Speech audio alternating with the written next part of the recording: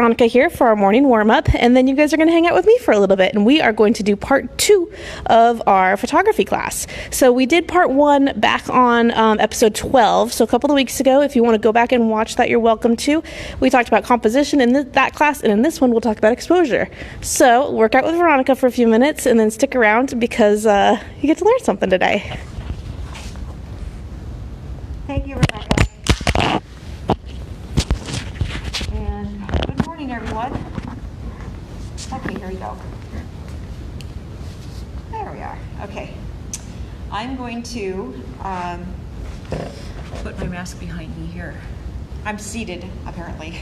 So if you have a chair, no wheels on your chair legs, and you can have arms on your chair if you want. You don't have to. And we're just sitting up nice and tall. Excuse me for almost touching my face to fix my glasses. Okay, so sitting up nice and tall. If you don't need to sit back in the chair, try not to, because it's easy to get relaxed and you're not as engaged as you can be. Okay, so just sitting up nice and tall. We're just going to relax and just start listening to your breath. You can close your eyes if you want. So your feet are flat on the floor. Your knees are hip-width apart, and your legs are at a right angle. Okay. Just sit up nice and tall. Relax your shoulders. Just take some breaths and just relax into this moment. And just listen to your breathing for a few moments.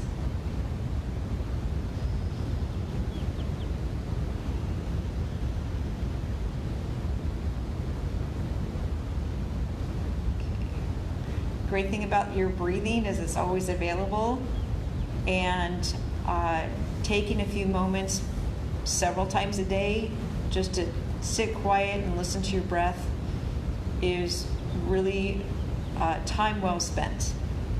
Okay, so let's rotate our shoulders. Nice big circles. So your elbows are more along for the ride. You're really focusing on rotating the shoulders, and let's rotate them forward. Come up and really shrug, and then come down. All right, and let's finish with a few back, and we can finish with our shoulders back and down. Okay. All right, so let's take our arms out just to the side, and we're going to lift our arms up and push them down.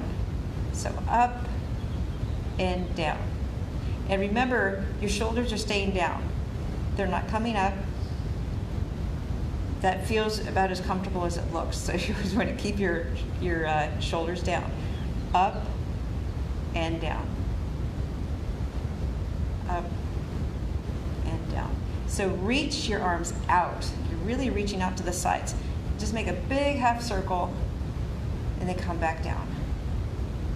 Just a couple more. Good. Okay.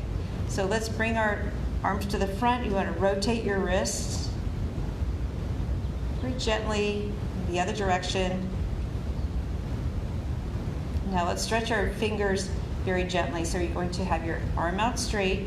Your fingers are pointing up, and very gently just pull your fingers back, and you're going to feel the stretch all the way down. Very gently. And let's do the other side. I'm going to pull back just a little bit so you can see. And now we'll do a couple stretches down. So again, we're going to pull our fingers down, the arms straight. And remember, any type of stretching that you're doing should follow a reasonable warm-up. So we're very gently stretching since we started in our chair today. And just keep that in mind, never force anything. Okay, let's do some kickouts. So you're still sitting off of the chair back. Engage your abdominal muscles and alternate on your exhale, a little kick out front. So if you go slowly, what you can start to feel yourself doing is when you inhale here, your belly expands, And when you exhale on the kick, your belly cinches in. Breathe out, belly comes out, relaxes, and then engages. Press in on your exhale. So when you go slowly and you really increase the awareness, then you are practicing something I mentioned a few episodes ago about squeezing your abdominals isn't something that you squeeze in and then sometimes, later in the day or at the end of the workout you relax. You always relax them and then engage them when it's time to engage them. Okay, just enjoy kicking out a little bit. Good. Now let's extend one leg forward. You can hold your leg up with your hand if you want to, and rotate your ankles. Do a lot of standing and walking around, and let's rotate the other direction. So we always need to remember to be kind to our ankles, just like we were doing with our wrists. Okay, other leg out, and rotate your ankle. Good. Nice big circles. All right. Now we're going to stand up. So you have your feet flat on the ground. Think about engaging all your lower body muscles, your leg muscles, and your glutes. And on your exhale, you want to stand up. And we're going to sit back down. Let's do a few of these. Stand up nice and strong. The majority of your weight is in the back of your feet, like from your arch back towards your heel, not in your heel. I'd say between your arch of your foot and the front of your heel, okay? And your toes are just kind of along for the ride. Inhale down and exhale up. Good. And if a few of these feel like it's enough for you, that's fine. Then just stop. And if you practice this at home when you're sitting down and it's time for you to get up and do something else, think about this. Make a big deal out of it. I'm going to stand up now and use your strength. Okay. One more. Stand up. Good. Okay. Let's do some marching in place. We're just going to loosen up our body before we study some more photography. Okay? My stage is a little squeaky. Move the chair over. Just march in place and just loosen up your body. Okay? All right. So how about if we do our little twist here? Notice like from your hips down, or your feet are a little bit wider than your hips. You've got a nice strong stance here. You're not standing up tall with straight legs. You got a little bit of a bend here. And now just let your upper body just swing side to side. And your arms, again, are just like noodles. And they're along for the ride. Very relaxing. Okay. I think we've got a good warm-up now. Let's go learn more about photography. Have a great day. Thank you, Veronica. Okay, guys, you are stuck with me now. So let's go over, and I'm going to get us situated over at a little station, and we are going to talk about part 2 of photography class. So if you weren't here for part 1, I used to be a military photographer. So my job in the Air Force was to provide photo documentation for our public affairs department, which meant covering special events and incidents on base and portraiture and all the rest. So I'm going to share with you guys some of what I learned while I was in the military, and hopefully it'll help you out. So let's get you situated. I'm going to clip this on. So here we go.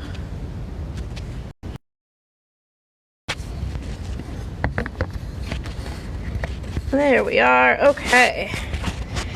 So today we are going to talk about exposure.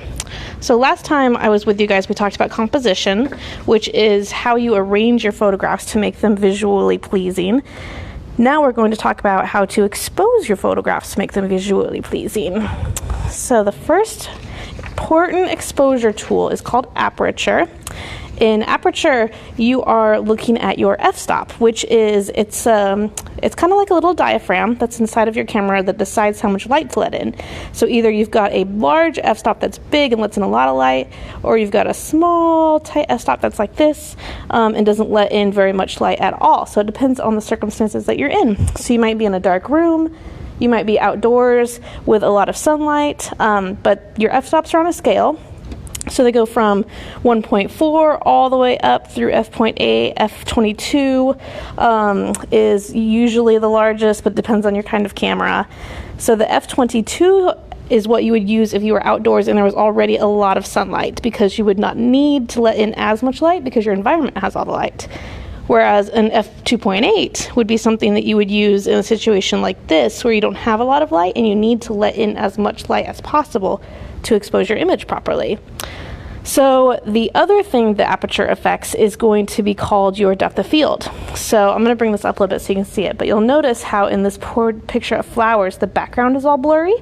That's because they are using a shallow depth of field and a small f-stop. So this 1.8, 2.8, even up to 4.0 are going to give you a pretty blurry background. That's typically used in portraiture. If you're trying to take a picture of a person, you'll see a lot of professional portraits have a fairly blurry background. That's because they're using a shallow depth of field. They want you to focus just on that person. Whereas a larger f-stop, like 5.6, 16, 22, are going to get your whole image in there. So maybe you're taking a picture of a landscape or a group of people where you want your whole photo to be in focus, then you'd use a larger f-stop, which again lets in less light. So that being said, when you've got your aperture, the second half of that is going to be the, oh, hold on, we gotta talk about this depth of field a minute. These pictures all have a shallow depth of field. So you'll notice this little girl, everything around her is blurry. This Coke bottle, you've got those beautiful round lights in the background that are blurry. The rocks, everything around them is blurry. And then in this image, there's just one person in focus. Everybody around him is blurry. So these are all examples of shallow depth of field. It's what's included in your picture and where you want your focus point to be, and whether or not you want it to be all of your image or just parts of your image. So when you're talking about aperture, the other side of that is going to be your exposure for shutter speed. So just like the aperture is a round circle that lets in either a small amount of light or a large amount of light, your shutter decides how long the camera stays open to receiving light. So a fast shutter is going to look like that, where it's just a quick opening. That means you already have a good amount of light in the image. You don't need to expose your image to more light. Whereas a slow shutter speed, which would be more like that, it would be used when you need more light or when you want a certain visual effect, and we'll talk about those too. So in these examples, a long shutter speed, like this one up here, is letting in a lot of light into that image, whereas a very fast shutter speed, which is, these are a percentage of a second, so 1/2000th of a second, which is a very fast movement, doesn't let in a lot of light because that shutter moves so quick that there's not a lot of exposure to light. But the other important thing that shutter speed does is it controls the blur in your image. So for instance, if you're shooting a person who's moving quickly, you probably are going to want to use a higher shutter speed so they're in focus. So see this girl, this is using a 1/500th of a second, and she's pretty in focus. Whereas if you went down to 1/15th of a second, which means your shutter is staying open longer, she's going to be blurry because there's not that quick focus time to capture her. So think of it as a sliding scale. So if your aperture is, for instance, f22 and is very small and is not letting in a lot of light, then you probably are going to need a shutter that's open longer, because it's like using a clutch in a manual vehicle. If you're going to take the clutch down and the gas up, they work together, they work simultaneously. So you might have to compensate with one to the other depending on what you're looking for. So let's talk about instances where you would want a certain exposure level for your shutter speed. You'll see a long exposure or a longer shutter speed used a lot at night photography. So this image right here, where you can see all of the lights from the cars, but not necessarily the cars in focus themselves. That's because the photographer was using a longer shutter speed. So they've kept the shutter open long enough to get a good blur in the image because it gives you a really neat effect. Same thing with this one, except instead of a several second shutter speed like the car one might have been, this is probably a several minute shutter speed, whereas the photographer, it's so dark in their environment, they were literally able to leave their shutter open for minutes or even an hour at a time, and it catches the movement of the stars because the shutter has been open that whole time. You'll also see a longer shutter speed used a lot when you're talking about water. People love the effect of the blurry water because it shows the movement. It gives it a really fairy tale quality. So in this picture, you'll notice that the waterfall is blurry, but everything around it is in focus. That's because they've used not a terribly long shutter speed because it's still an outdoor image and it's well lit. So maybe 1/20th of a second, somewhere in there. But they've got enough blur in the image that the waters is out of focus. Another great effect you can use with a longer shutter speed is called panning. So this is where you would take your camera, press halfway down on your shutter so that it really focuses in on the subject, and then you move your camera with the subject. So you pan across the screen. So that's going to keep everything behind that subject blurry, but the subject themselves will be in focus. And that's a really neat technique too that you'll see used. So let's talk about the last portion of exposure, and that is the ISO. So ISO is a little bit trickier. Typically, you don't want to mess with your ISO if you don't have to. You want to leave it low, like a 200 ISO, 400, maybe even 800, because ISO controls the exposure by making it sensitive to light. So maybe you've taken a picture with your camera, your cell phone camera before at night, and it's been really grainy and all you see is a bunch of noise on the photo. That's because your camera upped the ISO in order to compensate for the fact that there wasn't a lot of light available. But you don't necessarily want that all the time because all that graininess does not make your image look good.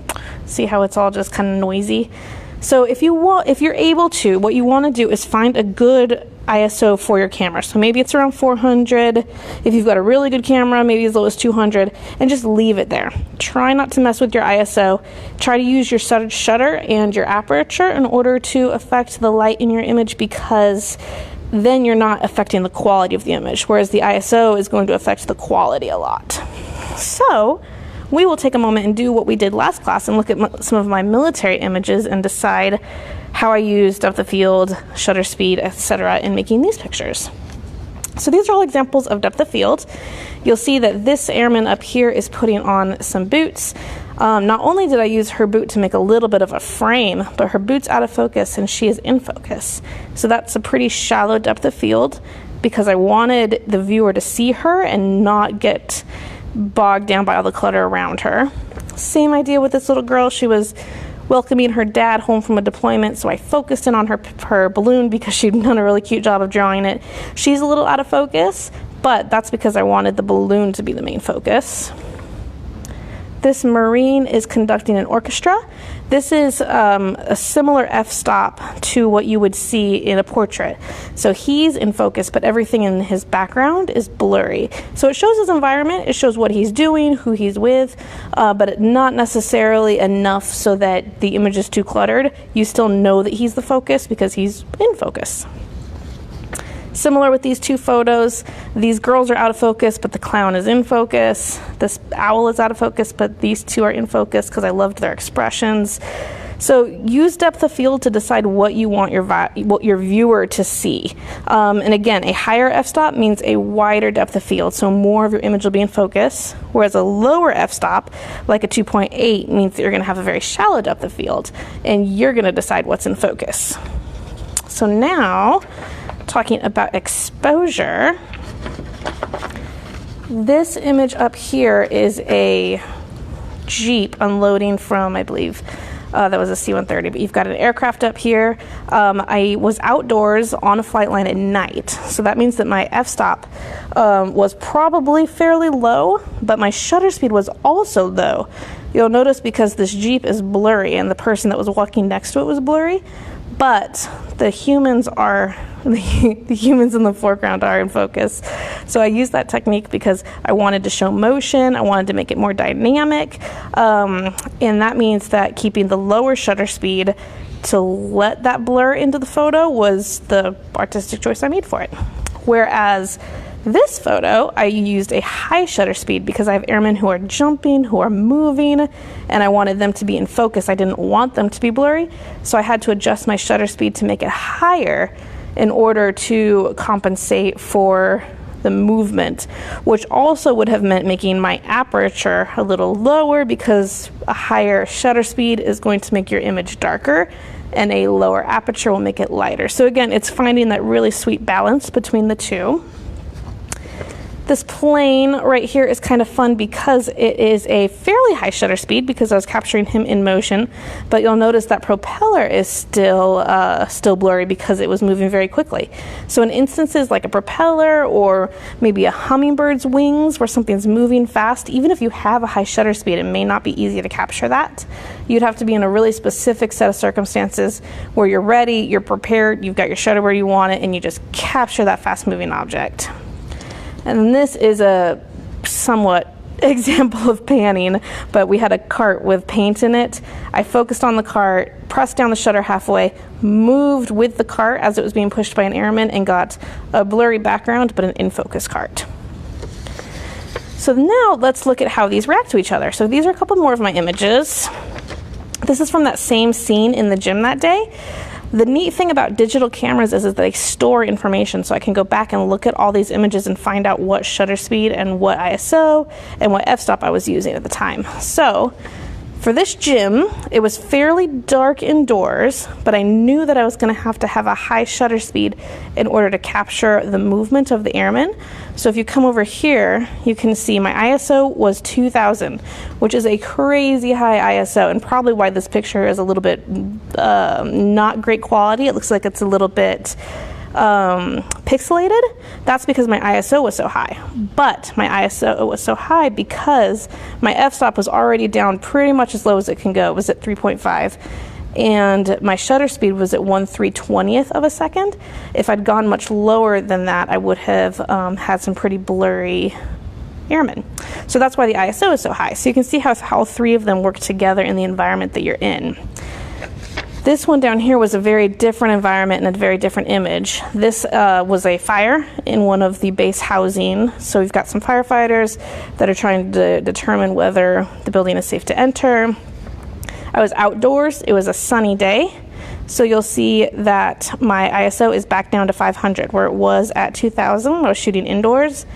I've got it way down to 500, which is much more appropriate. That's a better place for photography.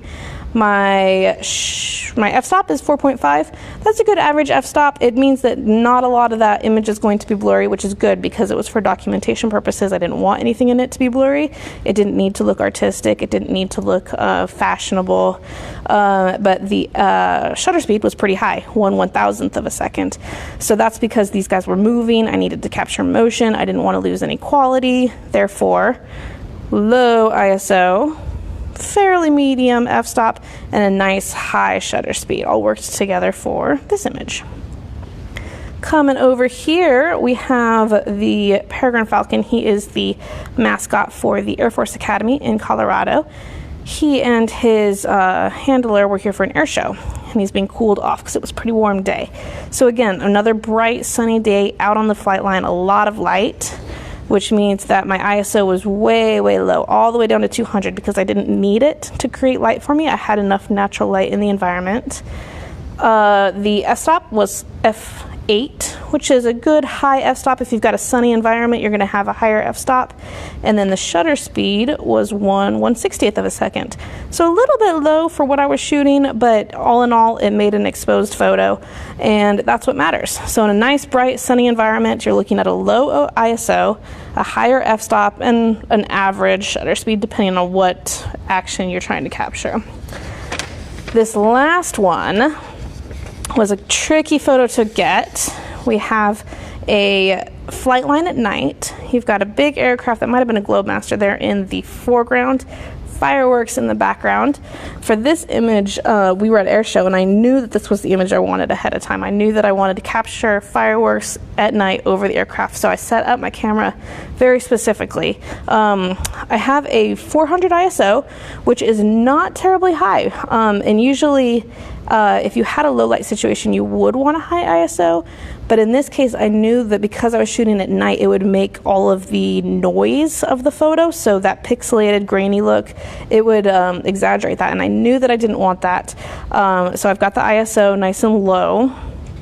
The f-stop, I've got fairly high for a nighttime environment, f8, which would usually not let in a lot of light, but it's because my shutter speed is so long that I've been able to keep the ISO or the f-stop higher. So see that 10-second shutter speed right there? That is crazy. That means my shutter was open for a whole 10 seconds, whereas in some of these other photos, it's 1/320th of a second. 10 seconds seems like forever. But in this case, it was necessary because fireworks are very hard to time, especially at night.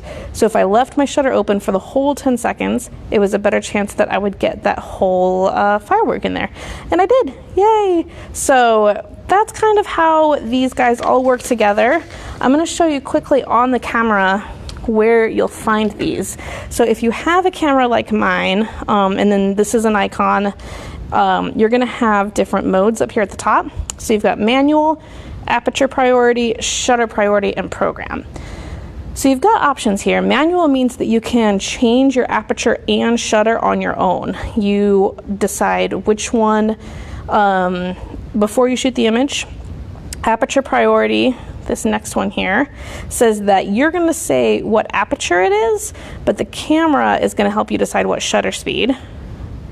So in this case, if you were shooting something that you knew you wanted all your backgrounds to be a little bit blurry, like you're doing a whole portrait session, then you would leave it on aperture priority, set it to a fairly low aperture, like 2.8, and then take all of your photos that way. The camera's going to pick the right shutter speed for you, so you don't have to worry about fiddling with it. The offside of that is that you kind of have to give up a little control. So if you're okay giving up some control, these are good options. The same goes for shutter speed. So if you want to set your shutter speed because you know that you're in maybe a high action environment, you're shooting athletes playing basketball, and you want to have that shutter speed set at a very high rate so that you capture all those frozen moments in time, then the camera is going to decide what aperture it'll shoot at. So again, less work for you, but also a little less control. So if you're looking at that on a camera screen, you'll see, here, let's switch back to manual. You'll see the 1/1000th of a second here. Usually you've got a little scroll or something like that, where if you move it to the left or to the right, you can adjust your shutter. So I'm going to let you guys listen to what a fast shutter sounds like and what a slow one sounds like. So I'm going to bring this all the way up to 1/4000th of a second. And here, I'm going to move my microphone down here so you can hear the camera.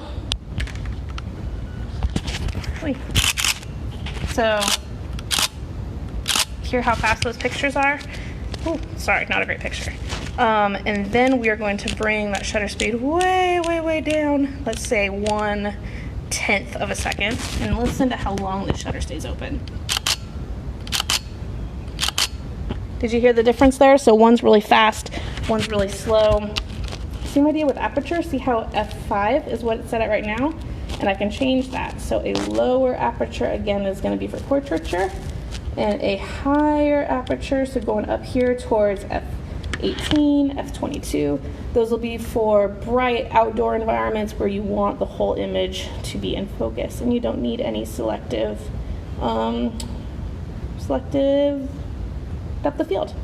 The ISO is over here on the side. You'll notice as I adjust the f-stop, the ISO is also adjusting itself. That's because it is on aperture priority right now. So the camera's deciding, ooh, if we're going to shoot inside in this dark auditorium at f11, that means I have to bring my ISO way, way up to compensate for that lack of light. Whereas if I bring that f-stop down to maybe 3.8, where it's going to let in a lot of light, the ISO says, oh, well then I don't need to have an ISO that high because there's already going to be more light brought in because of the aperture, so I can do a lower ISO, which means a higher quality image. So I know that that's a lot to take in. I'm going to take you guys off of this so I can actually see you. I know that that's overwhelming. It's a lot of numbers. It's a lot of different things working together. But if you can learn these things about your camera, then it gives you a lot more control when you want to come up with specific styles. If you wanted to shoot maybe portraits of your grandkids, or if you want to get a really pretty picture of that creek behind your house where the water is running, then you know, oh, if I'm going to shoot a portrait, it needs to be a lower aperture so I get a blurry background. Or, oh, if I'm going to shoot water, I should do a lower shutter speed so I get a really pretty flow with the water. So if you can learn all of these things, then you get to decide how your pictures look and how you put them out to other people. And if you have any questions, let me know. I'm always happy to answer questions or to help you learn your camera. I'm here today, so shoot me a message. And we will be back tomorrow with Brain Bootcamp with Susan. So everybody have a great day. Thanks for hanging out with me and learning a little bit more about your cameras. We will see you back tomorrow. Have a good day.